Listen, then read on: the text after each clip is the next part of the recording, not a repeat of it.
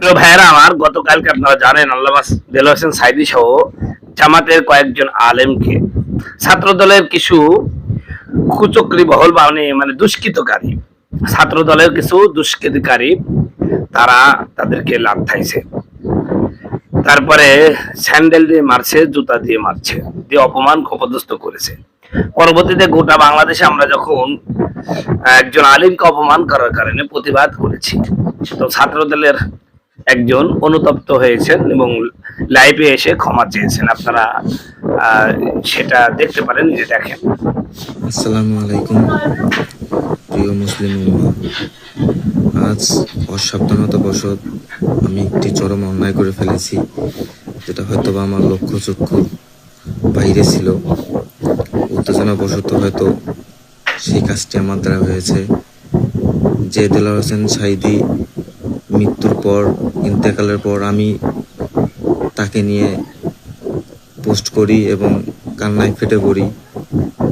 তার উপর নির্যাতন হওয়ার পর তার পক্ষে নিজেই অনেক প্রতিবাদ করি। সেই আমি আজ নিজের অসাবধানতাবশত ওনাকে অপমান করি।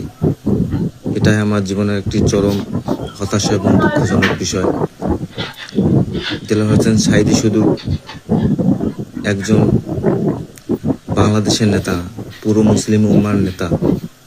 সেই নেতাকে যে অপমান করেছি আমি নিজের অসাবধানতাবশত, তার জন্য সবার নিকট ক্ষমা চাইতেছি।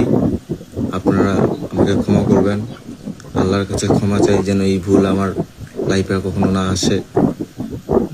নিজের ভাষা হারিয়ে ফেলার মতো অবস্থা, কখনো বুঝতে পারিনি যে আমার দ্বারা যে প্রিয় মানুষটাকে জন্মের পর থেকে এত ভালোবাসি, সেই মানুষটাকে অপমান করব। সবার কাছে ক্ষমা চাই, সবাই মাফ করবেন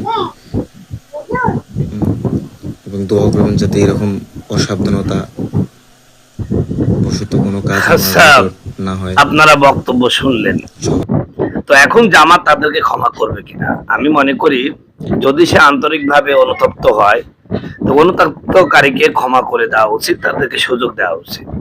কিন্তু এই ভুল যদি বারবার করে, এই ভুল যদি বারবার করে, তাহলে সেক্ষেত্রে অবশ্যই জামাতের সর্বশক্তি নিয়ে প্রতিশোধ পরায়ণ হতে হবে। আর কেউ যদি আন্তরিকভাবে অনুতপ্ত হয়, অবশ্যই তাদেরকে ক্ষমা করে দেওয়া উচিত। তো যেহেতু প্রথমবার করছে ছাত্র দল, এর আগে আওয়ামী লীগ করেছে, ছাত্রলীগ করেছে, এখন এরা প্রথমবার করলো, আমি মনে করি ভুলের ওদের কেউ নাই, ভুল করেছে, অনুতপ্ত হয়েছে। আল্লাহ রাসূল বলছেন, আতাইবু মিনাজ যামবি কামা লা যামবা লাহু, গুনাহ থেকে তওবাকারী কেমন যেন সে তওবা গুনাহ করেইনি। অতএব আমি অনুরোধ রাখবো যে তাকে ক্ষমা সুন্দর দৃষ্টিতে দেখ।